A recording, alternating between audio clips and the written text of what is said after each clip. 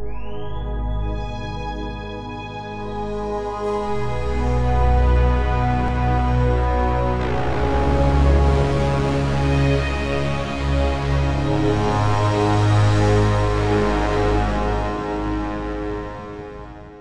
I'm Oscar Hillstrom and welcome to the Sci-Fi Show.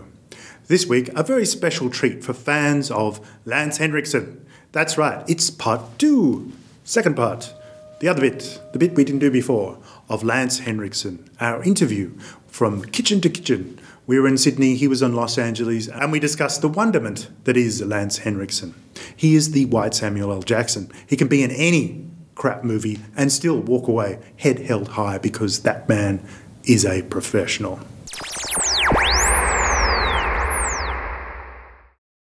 Millennium is something that people still have websites on. Do you look back on that time with the pain of the actual experience of actually having to work that hard? Or is it something now that you can go, well, yeah, that was something I did and it was pretty cool? Well, you know what? Half of those shows were absolutely brilliant. I was able to watch them finally, when they came out on DVD.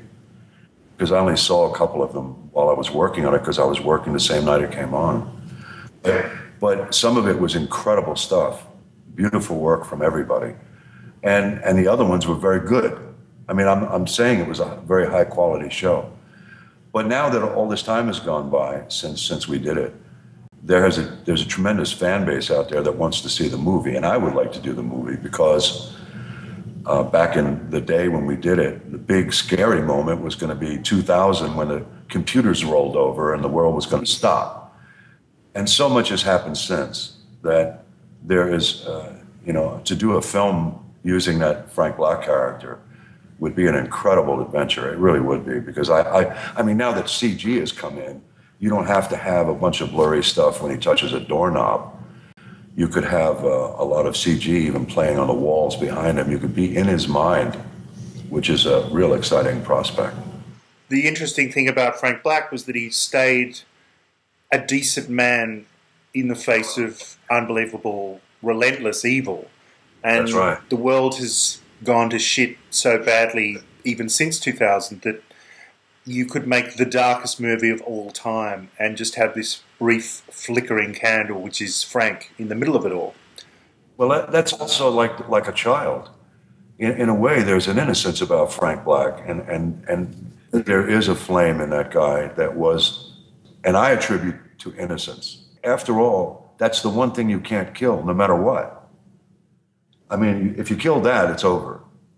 When I played it, it was the only thing I could hold on to. The beauty of my child, the yellow house, as Chris Carter put it, and also my wife and the decency in a lot of people. I read a lot of books while I was doing that show, and it was in a way, believe it or not, the character is so educated that I wanted to catch up. I wanted to educate myself. So it was quite an adventure. Well, this is the one thing that I'm very jealous of all actors, no matter how unstructured their life may be, is that you get to learn to do cool stuff. Say, the quick draw on a gun, is something that I think any man in his right mind would like to have as a skill. Can you tell me the secret to having a fast draw? Learning that? Yeah. I had a trainer. His name was Thel Reed.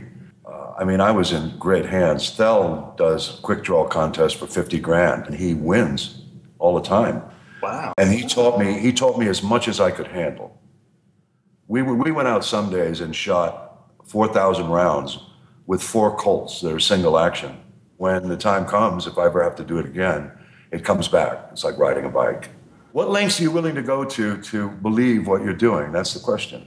When I was doing Close Encounters, I learned to fly. When I did Gunfighter's Moon, I bought my own saddle from Sedona, Arizona. I bought my own Colts and had them all machined like they used to do back in the old days, and nickel-plated and mother-of-pearl handles, and they cost me $8,000. But I was willing to do that because that was the character I was playing, and I wanted that, and I wanted that authenticity.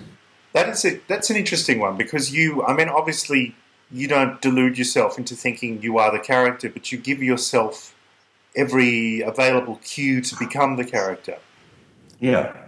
And if you do enough of that and you do enough gathering it before you start shooting a movie, then you do a thing that I call channeling.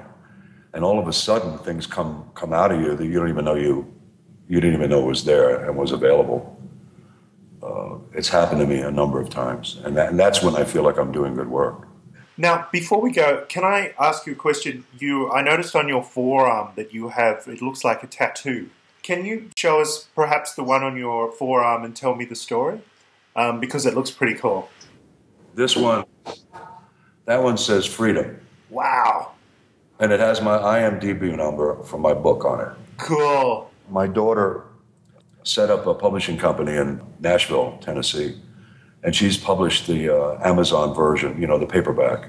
We all went out one evening and had a great dinner and some glasses of wine, and we all decided, let's go get our IMDb numbers tattooed on our arms. And here's the reason. Look, it may seem foolish to anybody else, but to us it meant, it's marking a moment. And I think tattoos are tribal in the respect that you mark a moment or an issue in your life, and it's important enough to you that you do that. And I also have sharks, and I have sea turtles. Let me see, where else? There you go, sea turtle. Ah. And on top of the sea turtle is Einstein's theory of time travel.